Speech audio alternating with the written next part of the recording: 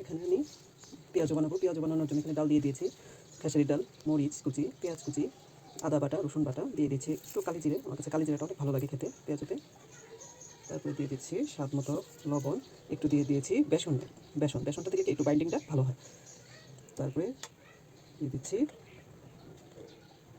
একটু ধনে গুঁড়ো, জিরের গুঁড়ো, একটু হলুদ গুঁড়ো, দিচ্ছি একটু মরিচের গুঁড়ো। এইসব দিয়ে আমি এটা মেখে নেব। একটু বেসন দিলেও এর মধ্যে একটু চালের গুঁড়ো আছে বেসনের মধ্যে, বেসনটা দিলে কি এই যে বাইন্ডিংটা খুব সুন্দর হয়, তেলের মধ্যে দিলেও ছোটার কোনো চান্স থাকে না। পেঁয়াজটা অনেক মজা হয় খেতে, ভালো হয় দেখতে। কালিজিরা দিলে কালিজিরার ফ্লেভারটা অনেক ভালো লাগে, খেতেও অনেক ভালো লাগে।